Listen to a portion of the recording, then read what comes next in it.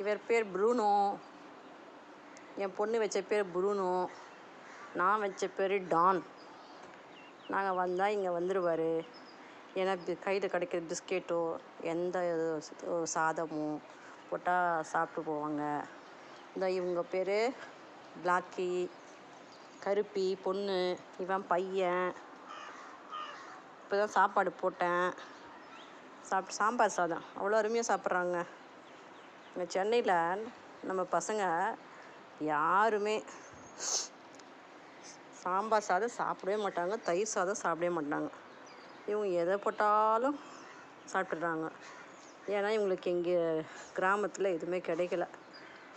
பார்க்க போனால் சென்னை விட கிராமத்தில் அதிகமான நாய்கள் வந்து உற்பத்தி ஆகிருக்கு. யாருன்னா முன்னிருந்து அது ஃபேமிலி பிளானிங் பண்ணி விட்டாங்கன்னா நல்லாயிருக்கும். பார்க்கலாம் கடவுள் எப்படி நடத்துகிறாருன்னு.